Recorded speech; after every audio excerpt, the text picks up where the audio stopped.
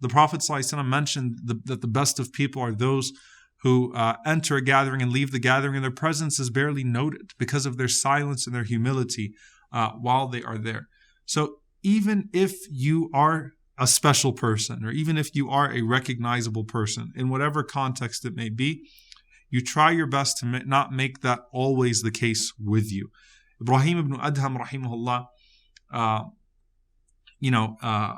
as he became very famous, there was one time that he actually got rushed even in his garden. And people came to his garden while he was working and they said, "Where's Ibrahim ibn Adham?" So he started to say with them, "Where's Ibrahim ibn Adham?" just to keep them away, just to stop them from that particular extolling of him and elevating him in those moments. So that's how it plays out within, social gatherings and things of that sort, that you like to be obscure in many different situations. You don't like to always be pushed forward. You don't like to always have this type of aura surrounding you. And when that comes to leadership in particular, pursuing leadership, how many people are ruined by the pursuit of leadership? How many communities are destroyed because of one person's quest for power? How many masjids are destroyed because of the politics of a masjid board? If you think about this, what happens to people because of that particular pursuit of power, that particular pursuit of leadership. And the greatest leaders are the ones who don't seek out leadership, but that are chosen for it. The Prophet ﷺ told Uthman radiallahu ta'ala anhu, "O Uthman, la tanzi' qamisan qammasaka Allahu biha." Do not take off a shirt or a garment that Allah has dressed you with. The point being that if people push you towards leadership without you seeking it, because they find you to be the most qualified, that's different than you being after leadership all the time and, trying to push everybody out the way because you feel entitled always to be in that position of power. Okay, that you have to be the person in charge. And by the way, this is from a spiritual perspective and a character perspective. One of the biggest issues that happens with a person who is in any leadership capacity in any area of their lives is that they don't know how to follow anymore. So for example, I'm a doctor at work and I have nurses that respond to me.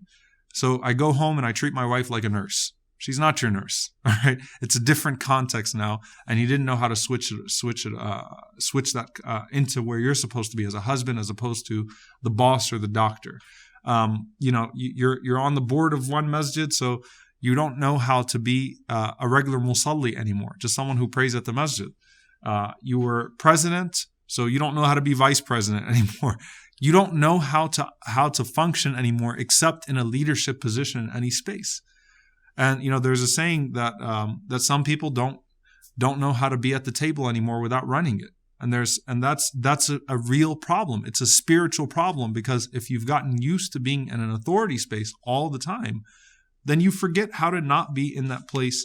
And that's hubur riyasa, the seeking of leadership.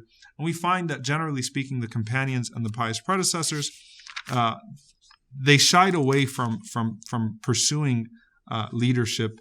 Sufyan al-Thawri rahimahullah said, "Do not seek leadership except after fighting the soul for 70 years. Obviously, I'm not expecting you to go out there and to spend 70 years, nor is that meant to say that people should not pursue positions in places where they could really impact their societies and they could affect real change. But do not make that an end in and of itself. Do not make the position, the title, the end in and of itself. Instead, it could be a means, and if it speaks to a greater spiritual problem where you always have to be out front, then that's a problem. Also, lastly, if you seek validation through that title, that's a problem, or through that position, or through that pulpit, that's a problem." And I'll share with you just one saying. It was a poem by Bilal ibn Abi Burda about Umar ibn Abdul Aziz, rahimahullah. He said about the Khilafah, he said, "If there is nobility to it, فَقَدْ شَرَّفْتَهَا وَتَزِيدَنَّ أَطْيَبَ الطِّيبِ طِيبًا." He said that, you increase the most beautiful smelling perfume in its scent. So you increase its scent in beauty. And you beautify position. Position does not beautify you. إِن كَانَتْ لَهَا شَرَفْ فَقَدْ شَرَّفْتَهَا. If there was nobility to the Khilafah, you just made it more noble. So you made the position noble. The position did not make you noble. And that's a very important factor here.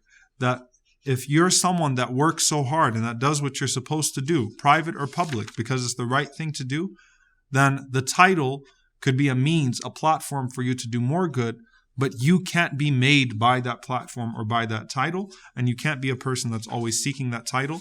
And if you feel like you deserve it by virtue of just who you are, your being and your existence, then that's the connection between pride, kibr, and hubb al-jah wa riyasa, the love of prestige and the love of leadership.